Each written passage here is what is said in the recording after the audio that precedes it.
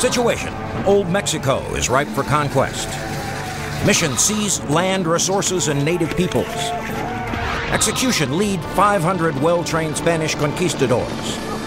Administration: in the name of the King of Spain. Command and control: Captain General Hernan Cortez.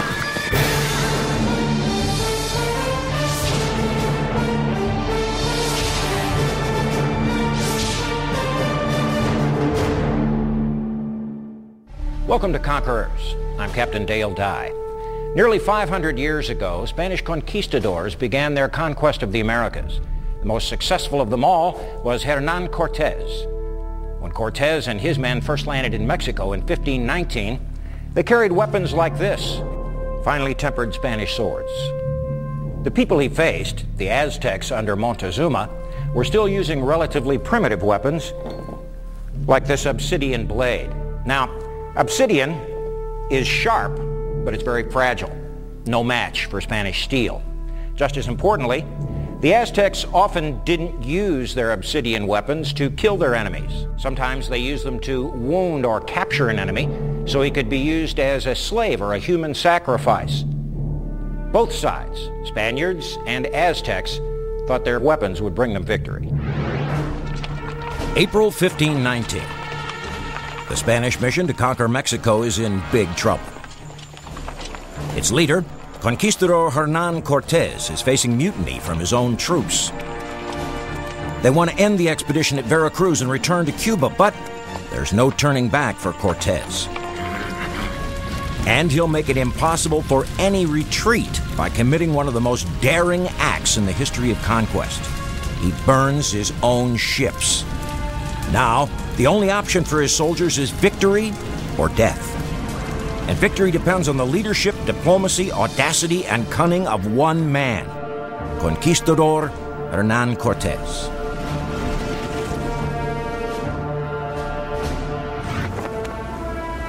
Cortez was born into a poor family of lesser nobility in the Extremadura region of Spain. He was trained by his father in swordplay and horseback riding.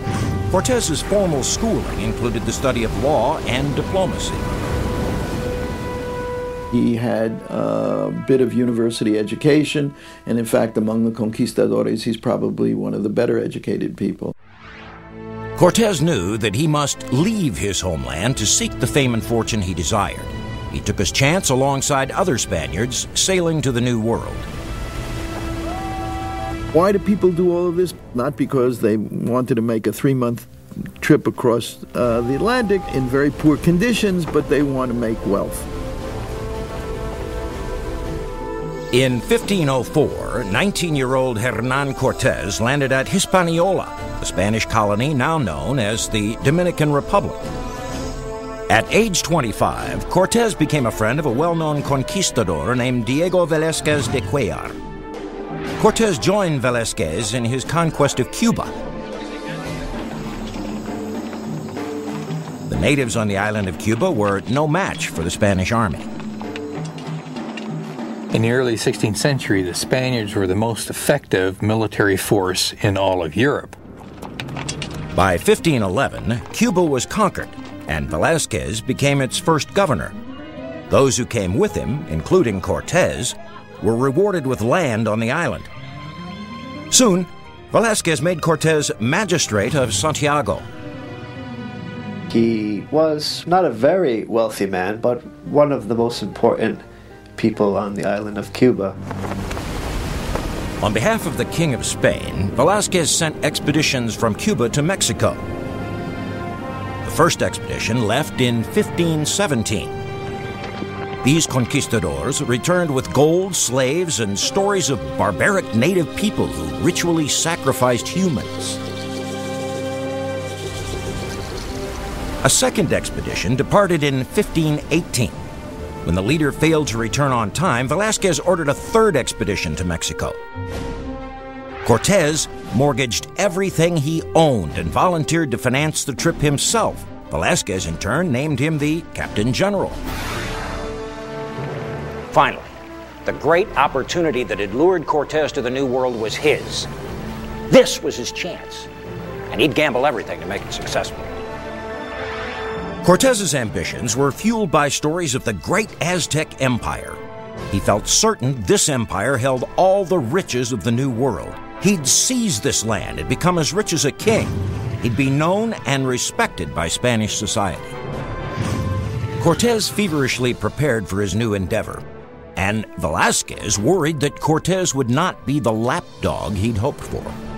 Velázquez hoped to maintain control of that expedition and hoped to be in charge as governor of any new territories that were found. Cortez, from the very beginning, had no intention of respecting Velázquez as governor of Cuba. Of course, to control the expedition, he had to control Cortez, and that turned out to be more difficult than Velázquez imagined. Velázquez sent an official government messenger to let Cortez know he was being relieved of his command. Cortez had the messenger killed. In response, Governor Velázquez ordered local officials in Havana to stop Cortez. But Cortez had become a hell of a recruiter. Every man Velázquez sent to detain Cortez ended up volunteering supplies, cash, and often himself to join the expedition.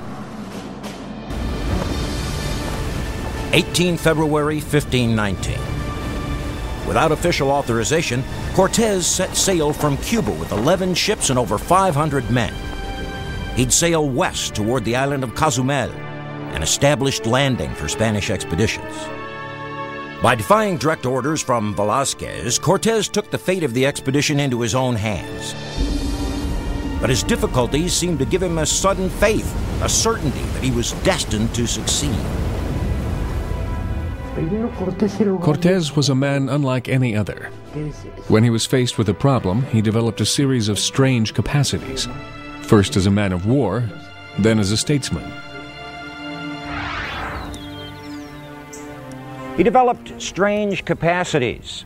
In other words, he rose to the occasion. And that, folks, is what conquerors do. Cortez would have to adapt and overcome. He'd have to rely on unknown and untested allies. He'd have to develop a savagery comparable to this untamed land.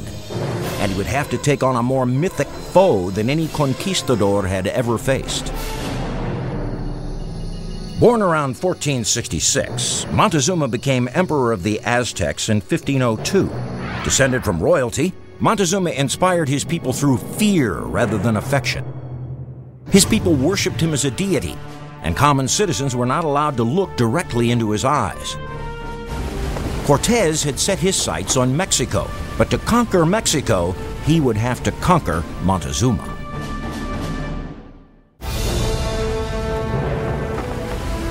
In February of 1519, Spanish conquistador Hernán Cortez landed with his fleet at Cozumel, Mexico, on the Yucatan coast. Though he wasn't the first conquistador to land on these shores, he was the best armed. Cortez brought the most cutting-edge weaponry available, including cannons. Cannons are light. They're probably not the Lombards they brought. These are falconets, light, breech-loading artillery. Cannons like these were small but effective. Not only did they tear major holes in native formations, but they scared the hell out of them. They didn't have gunpowder in the New World before Cortez got there. So on the battlefield, a weapon like this was a distinct physical and psychological advantage.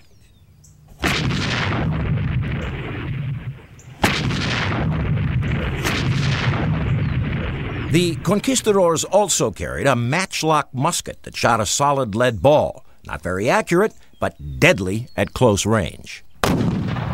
Another specialty weapon was the crossbow. Now, a crossbow like this could fire a bolt out to an effective range of 100 yards or more. Cortez had special units of conquistadors who were assigned just to load these weapons, and he had other units assigned just to fire them.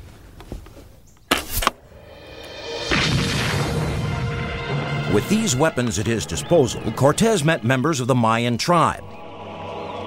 These Mayans told Cortez where he could find a Spaniard named Aguilar. Several years before, Cortez's expedition, there was a shipwreck, and one of the surviving members, a man named Aguilar, was taken captive by the Maya and learned Yucatec Maya.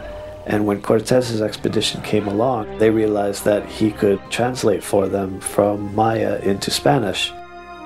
With Aguilar on board, Cortez sailed around the Yucatan coast to the Mayan town of Potonchan, arriving there around 22 March 1519.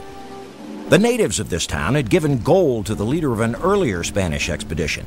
Cortez hoped for a similar reception. The chief stalled for 3 days, ignoring Cortez's request to come ashore. While the chief prepared for battle, the Spaniards were forced to sit on their ships and wait. Now, Cortez was tired of waiting for an invitation into Potonchan. He readied all his men and their weapons, the crossbows, the muskets, and the cannons. But for sheer innovation, shock value, and usefulness, nothing beats these next two secret weapons.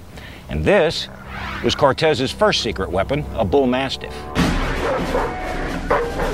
Trained to kill and often outfitted with their own suits of armor, war dogs were shocking to the natives. They'd never seen dogs trained to attack men. Cortez's other secret weapon was the horse. He was the first Spaniard to bring them to the New World. Now, he only brought a dozen or so, but on the battlefield, they made all the difference. The natives thought his horses were dragons. On the battlefield, that was a distinct psychological advantage. The Mayan warriors were no match for the modern conquistadors on horseback. They thought the horse and rider were one divine being. The native peoples were terrified of the horses. They had never seen anything like it before. Cortez followed with the firing of his cannons. The Mayans were frightened but continued fighting. Then Cortez ordered a rear flank attack, and the bloody battle came to an end. Cortez then collected his spoils of war. In defeat, the natives of Potonchan brought Cortez gifts of food, gold, and most significantly, 20 women. These included one woman the natives called Malinale or Malinche. The Spaniards would christen her Doña Malina. Her language skills would prove invaluable to Cortez and his conquest. She joins the ranks of the Spaniards as a sexual object. Only she has a great advantage over the other women. She knows Nahuatl and Maya. Doña Marina knew the languages of the Aztec and the Mayan empires. Cortez suddenly had an important tool of conquest, the ability to communicate. Through Aguilar, he could speak to Doña Marina, and through Doña Marina, he could speak to the Aztecs. With his newfound translators on board, Cortez pressed on. He decided his march on Montezuma should begin further north. So, in April 1519, he sailed across the Gulf of Mexico to present-day Veracruz. At Veracruz, Cortez met natives forced to pay taxes to the Aztec Empire and to Montezuma. Cortez immediately was aware that these people were not happy, and so he had an inkling that perhaps this empire was more vulnerable than he had thought previously. This vulnerability was good news for Cortez. He would have to exploit every weakness to take down Montezuma. Included in Montezuma's empire were over 9 major ethnic groups. The emperor had a firm grasp on the Valley of Mexico, and his power spread out from there. When the Aztecs first came to the Valley of Mexico at the end of the 12th century, they were a band of people without a home. Their gods instructed them to build their new home on the site where they saw an eagle sitting on a cactus with a serpent in his mouth. Modern-day Mexico City occupies the spot where Montezuma consolidated his power, in the Aztec capital of Tenochtitlan. Built as an island in the middle of a lake, the city appeared to be as impregnable as it was beautiful. The Aztecs emerged as an empire in 1427. They only really began their major expansion in the mid-15th century. And as they expanded out, they had a series of peoples they had overcome. To control his empire, Montezuma had spies everywhere. He'd been tracking Cortez since the conquistador landed in Mexico. This sort of intel was critical. Montezuma needed to know every shifty move this conquistador made. Knowing the Spaniards had a great lust for gold and gems, Montezuma sent an emissary with gifts for Cortez. Montezuma hoped these gifts would pacify the conqueror. He pledged continued gifts on one condition: that Cortez stop his march and not come to the capital, Tenochtitlan. The emissary reported to Montezuma that Cortez was coming anyway. He told him that Cortez wished to pay tribute to the great Montezuma in person, and he would bring his army of conquistadors, their guns, their loud cannons, their immortal horses, and their demonic dogs. On paper, the Spaniards should not have been a threat to Montezuma.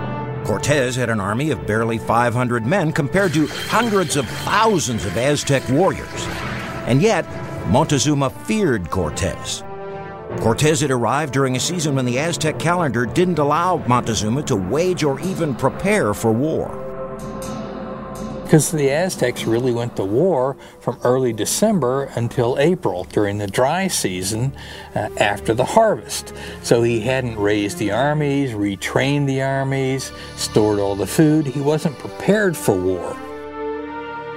In addition, Cortez had arrived during a sacred year on the Aztec calendar, the year when the Aztec god called Quetzalcoatl was supposed to return. An ancient prophecy foretold that the bearded and feathered god Quetzalcoatl would return on a ship from the east to take back and rule the land of the Aztecs. Cortez came from the east. He was bearded, and he arrived in early 1519, roughly equivalent to the year and date in the Aztec prophecy. Montezuma thought Cortez was a god. Montezuma thought he was immortal, that he couldn't be killed. That was a weapon even Cortez couldn't have dreamed of. By August of 1519, Cortez and his men were camped less than 200 miles from Tenochtitlan. Montezuma and his lords debated their next move. There were councils held in Tenochtitlan about what to do, and there was great division within the ruling elite. Should they go down there and just watch? Should they send an army and drive them back into the sea? Should they trade with them? No one really knew. Half the nobles of Tenochtitlan were adamant about fighting Cortez. They believed this brazen Spaniard should be dealt with swiftly and violently. But the final decision was Montezuma's to make. So far, Hernan Cortez's conquest of Mexico was going very well. He'd suffered minimal casualties, and he'd acquired translators to help him communicate in country.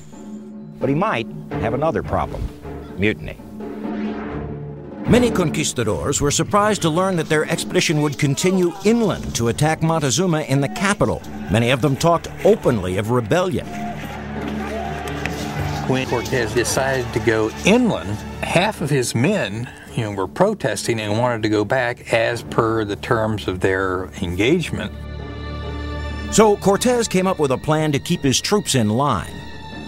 Cortez established a settlement and legally created the town of Veracruz.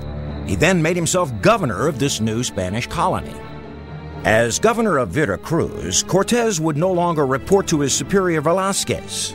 Cortez had removed a link from the chain of command, and now he answered directly to the King of Spain. The next part of his plan was much more dramatic. Cortez has the ships burnt off the coast and scuttled so that men can't go back, so that he can maintain his force in order to carry out the victory that he so desires. But this action also cut Cortez's ability to resupply his army. It was a drastic step for any commander to take. Cortez had secured the cooperation, if not the loyalty, of his men. To legally secure his position, he sent a ship to the King of Spain. That ship would deliver Cortez's personal letters, gold, native artifacts, and precious gems. And so all of these things, along with the money, are used to essentially establish him as, instead of a rogue conquistador, as a legitimate one. The crown will then support him. Cortez then designated a rear guard of 150 men to remain at Veracruz. This ensured no other expedition of conquistadors could encroach on his claim. While Cortez politicked, Montezuma launched a counteroffensive of the supernatural sort. He sent his most talented magicians to Veracruz to drive Cortez and his army back into the sea. The Aztec mysticism didn't work. Cortez and his army marched up the coast to Zempoala. There, he began a shrewd campaign to recruit native allies to augment his small force of 300 conquistadors. At no point in the conquest did the Spanish forces constitute more than 1% of the fighting forces. In the summer of 1519, Cortez made an alliance with the ruler of Zempoala, a man the Spaniards nicknamed the Fat Chief. The Fat Chief felt Montezuma's taxes were a burden on his people, and he was glad to hear that the conquistador intended to conquer Montezuma. And he was honored when Cortez asked for his assistance. The Fat Chief promised his support of Cortez's objective to take Tenochtitlan. In order to show that support, he gave Cortez a very important gift: 400 native porters. And that brings up an important maxim of warfare. Amateurs study tactics, professionals study logistics. Logistics is the answer to everything in Mexico. Someone's got to carry all the powder, all the shot, all the bolts for crossbows, all the shot for muskets. It's a huge logistical challenge. And the Spaniards can't carry all of that. They have their own loads. With his new transportation department, Cortez was ready to continue the trek to the Aztec capital. The path Cortez selected was a difficult one. The Spaniards slogged through the rainy season in mud and then across barren lands near a large salt lake. Cortez's next stop would be Tlaxcala, home of the Aztecs' greatest rivals. Though surrounded by subjects of the Aztec Empire, the Tlaxcalans remained independent. Cortez sent a message to the chiefs requesting a meeting. The Tlaxcalans rejected Cortez's overture. They answered with wave after wave of their best warriors. The strategy wasn't very effective against the artillery of the Spaniards. The Spaniards, given their weapons and tactics, couldn't always take the offensive. They were too few, but they were very good at taking the defensive. They could withdraw into themselves and hold a very small perimeter. And the advantage the Spaniards had is their weapons could penetrate the opposing line every time. The artillery also caused native warriors to panic. Their confusion made them easy targets for mounted conquistadors. With casualties climbing, the leaders of Tlaxcala called a halt to the fighting and invited the victorious conquistador into their city. With his team of translators, Cortez proposed that the Tlaxcalans join his army, and a deal was struck for a united march against the Aztecs. This alliance was a brilliant strategic move. The Tlaxcalan were the biggest and baddest that old Mexico had to offer. They fought in large formations, and in addition to obsidian blades, they used weapons like this. Now, this is called an atlatl, and this device is used to add impetus, power, and speed to a spear when it's launched. Now, Cortez took the Tlaxcalan and he integrated them into his own army. He had his conquistadors trained side by side with them till they had a well-oiled fighting machine ready to go. After 3 weeks of training and a little R&R, Cortez and his combined army left Tlaxcala on 12 October 1519. Nearly 1,000 Tlaxcalan warriors joined the Spanish force. They'd see their first action just 25 miles away in Cholula, the last major city between Cortez and Montezuma's capital. These are the remains of Cholula. This great native city had been an ally of Tlaxcala, but was now firmly under Aztec rule. Montezuma ordered the Cholulans to attack the Spaniards and kill Cortez. But Cortez's Tlaxcalan allies discovered the plot. Cortez decided to launch a preemptive strike. Shortly after entering Cholula, There's a massacre in which a few thousand people are killed. The surprised natives were no match for the conquistadors, especially with their new Tlaxcalan allies by their side. The Tlaxcaltecs had allied with the Spaniards, didn't necessarily trust them, didn't necessarily know if they were allies, and part of their demand for this alliance was go down and massacre these people.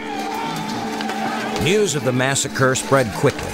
For the Spaniards, it began a pattern of using terror as a weapon.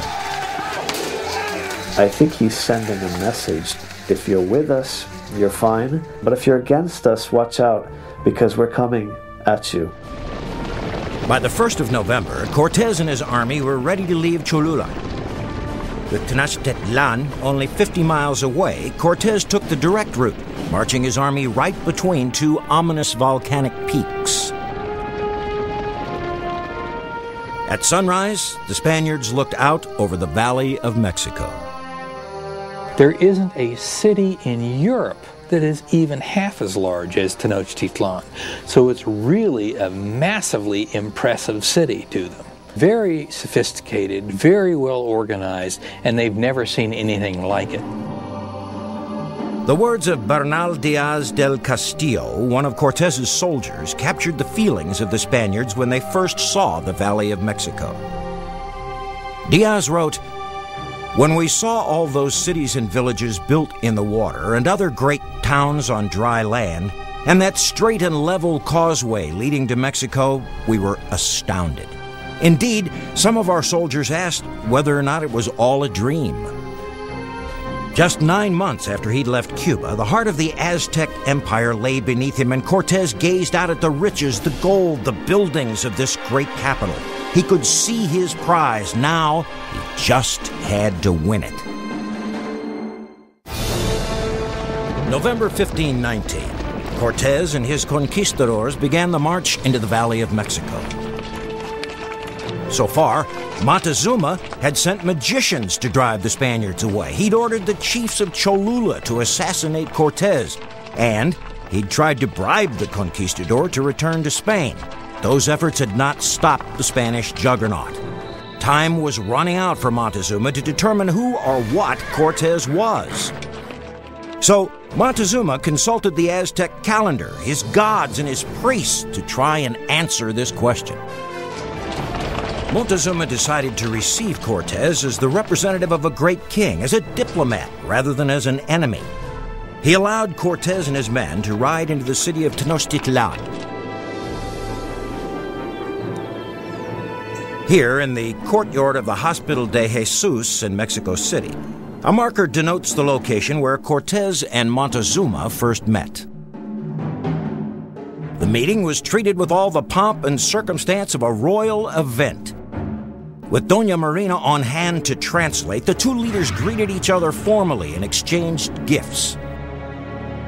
Now, Cortez was finally face to face with the emperor of the land he wanted. What's going on in the minds of these military men? Had Montezuma just let the ultimate wolf into his henhouse? And what about Cortez? Surrounded by 250,000 Aztecs? Had he just walked into the largest ambush in military history? These are the archaeological ruins of the Templo Mayor, the great temple of Tenochtitlan. A week after the Spaniards arrived, Montezuma proudly took Cortez to this sacred site. The Aztecs believed human sacrifices ensured the pleasure of their gods and made the sun rise each day. Cortez and his men were horrified. The Spaniards found this religious practice barbaric. They sacrificed men, and they showed the heart, still beating, warm, to the sun. The conquistadors were frightened. They begged Cortez to take them back to the coast. They were convinced Montezuma intended to sacrifice them all. Cortez shared their concerns, but he was unwilling to abandon his prize, so he made a bold move. He befriends Moctezuma and then essentially takes him captive as hostage and forces Moctezuma to go along with it. According to Cortez's own accounts of this incident, Montezuma went along willingly. But it seems doubtful that a man born to rule would be comfortable as a prisoner in his own home. Montezuma is in a tough position. We don't really know what is going on in his mind. The accounts that we get about what's going on at this time are written decades after the conquest. Next, Cortez issued an order to halt the sacrifices. Crosses and Christian icons were placed in the temples. His men destroyed all of the Aztec idols and scrubbed the temples clean of blood. Then, at the end of April 1520, a new threat to Cortez arrived. An arresting party made up of 900 conquistadors landed on the coast. The captain of the arresting party was Panfilo de Narvaez, one of the biggest and nastiest conquistadors on the entire Spanish roster. Under orders from Velázquez, Narvaez was to find Cortez and hang him. Rather than wait for Narvaez to find him, Cortez decided to be the aggressor. In May of 1520, Cortez left just 120 conquistadors to hold the capital city and its captive emperor. Cortez raced east with the rest of his army. Cortez races down to the coast, meets them, talks to them, and convinces them with money that they should join his enterprise and become entrepreneurs with him. That he has found much more wealth than was available in Cuba, that wealth will make them very comfortable in life, and he is willing to buy them with all kinds of special deals. On 28 May 1520, Cortez launched a surprise attack against Narvaez. The battle was fierce, but Cortez quickly got the upper hand. The men Cortez had paid off switched sides in mid-battle. By dawn, Narvaez was wounded and captured, and his army had joined Cortez. But back in the capital, a new problem was developing. The Aztecs were preparing for a sacred feast. In observance, the Aztec citizens made effigies of their gods and beat ritual drums to celebrate. The man Cortez had left in charge, Pedro de Alvarado, didn't understand what was happening, and he interpreted the behavior as threatening. He believed the Aztecs were preparing a surprise attack on the Spaniards. Surrounded by 500,000 Aztecs, Alvarado panicked. He pulled his troops up around the 3 gateways to this courtyard and just opened fire and killed many, many, many people. Alvarado and his men slaughtered all of the nobles and priests. Then the conquistadors killed any Aztec citizen within reach. Cortez received word of the massacre. He was told that Alvarado and his men were alive but surrounded. The conquistador rushed back to Tenochtitlan with his reinforced army. It was a shock to Cortez and his new conquistadors when they found they had to fight their way back into the city. What followed was organized urban warfare. The conquistadors and the Aztecs fought throughout the city. Warriors fell on both sides. The Aztecs would celebrate their dead and then immediately return to fighting. The Aztecs employed their own form of psychological warfare. They used ritual drumming and rolled severed heads down the street to harass the trapped and exhausted conquistadors. A frustrated Cortez forced the imprisoned emperor to try to pacify his people. What happened when Montezuma addressed his people is one of the most controversial events in the history of Mexico. According to the Spaniards, he's out there trying to calm people down, and his own people throw rocks at him, hit him in the head, and then he dies a few days later from those wounds. Other people say that the Spaniards stabbed Moctezuma to death, and so there are 2 conflicting stories to the same event.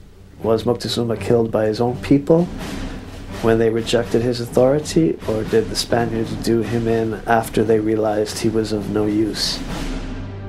Regardless of how it happened, the result was the same. Montezuma was killed. And a bad situation was getting worse for Cortez. To save his life and the lives of his men, he had to find a way out of Tenochtitlan, and fast. Now, here's some tips for conquerors from Hernán Cortés. Don't neglect the politics. Make alliances when and where you can. Quickly determine and exploit your enemy's weakness. And a secret weapon gives you an ace in the hole. It was the end of June 1520. Wary of a final assault, Cortez divided his troops and plotted several escape routes out of the city. With Aztec gold in hand, the conquistadors set out.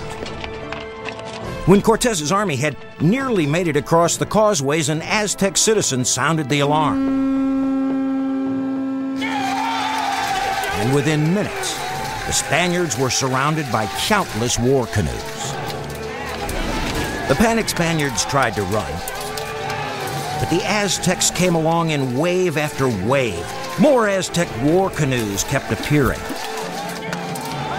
There was retreat, confusion, bedlam, death. Everywhere, conquistadors and horses were being pulled into the lake and drowned. Cortez lost half his army, along with thousands of his native allies. The retreat of the Spaniards from Tenochtitlan is known as La Noche Triste, the sad night. It should only be the sad night for the Spaniards. It's the happy night for the Indians. I mean, it should be a date to celebrate because they defeated the Spaniards.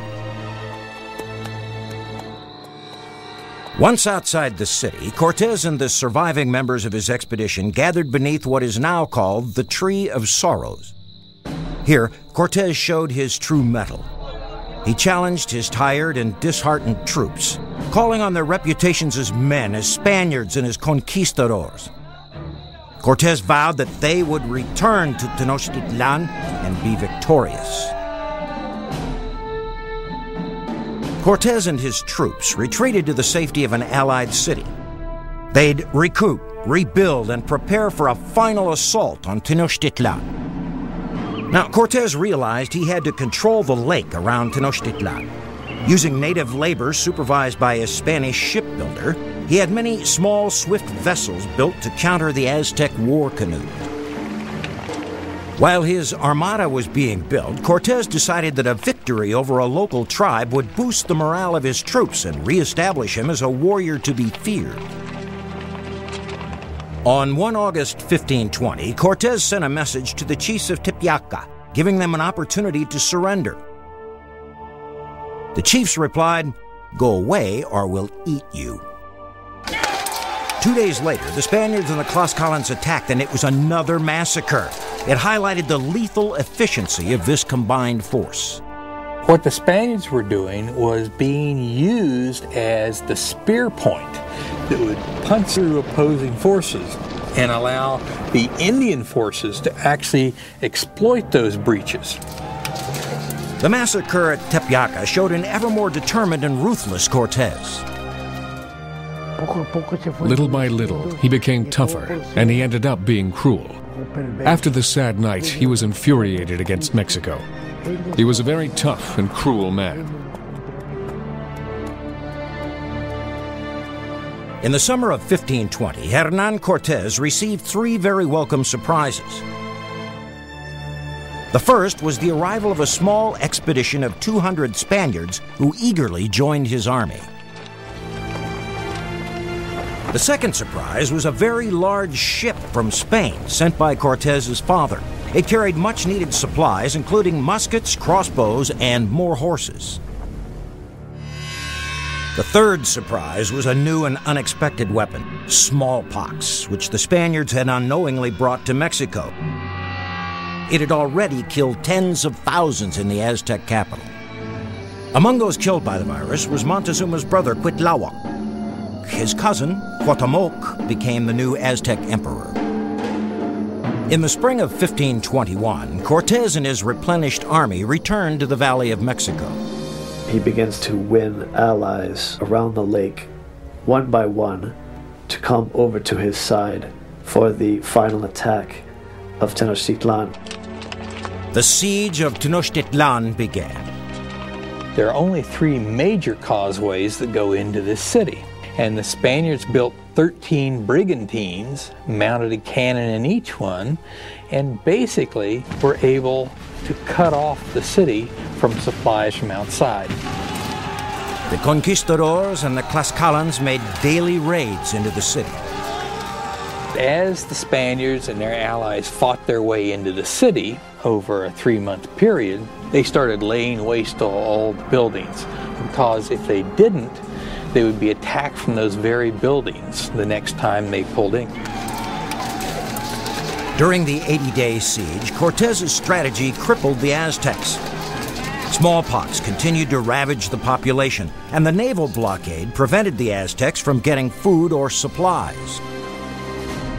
Even when the Aztecs knew their city was lost, the Emperor Cuauhtemoc could not bring himself to surrender to Cortez. He was captured while trying to escape on 13 August 1521. After 2.5 years, his mission was accomplished. Cortez was the conqueror of Mexico. The old temples will be destroyed, and the new church and municipal buildings will be built right in the very center of Mexico Tenochtitlan, and this becomes Mexico City, the center of this great viceroyalty that is called Nueva España, New Spain. Part of Cortez's philosophy for New Spain was an intentional mingling of native and Spanish blood.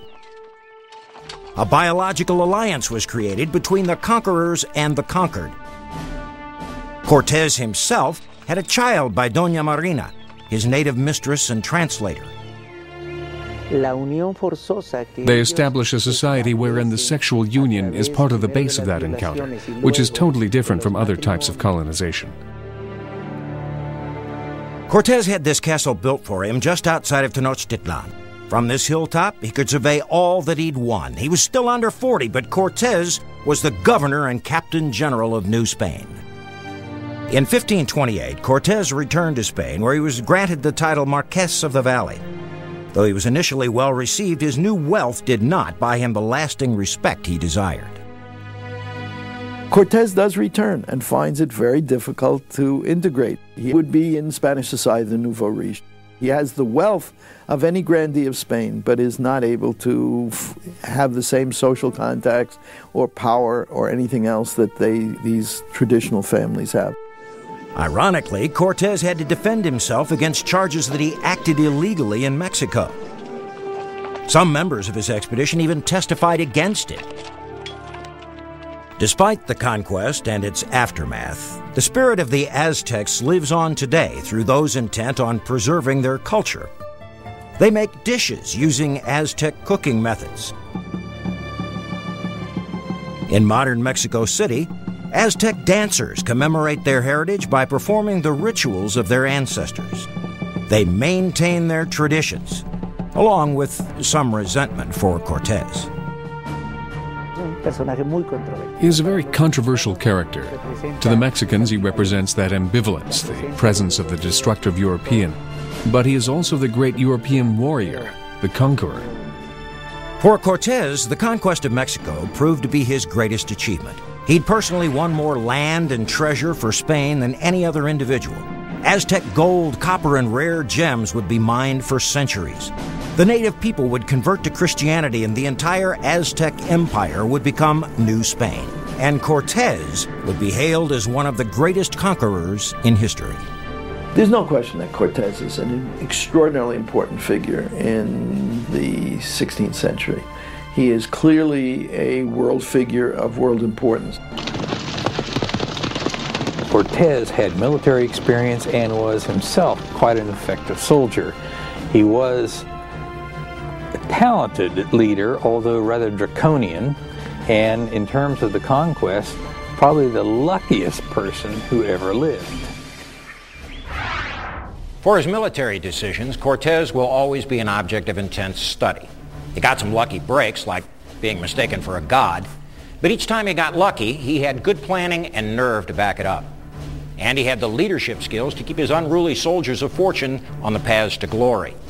Add to that superior weapons, psyops, smallpox, and those all-important local allies, and he was unbeatable. Hernan Cortez was a gambler, a charmer, and a warrior. Above all, he was a great conqueror. I'm Captain Dale Dye. Thanks for watching.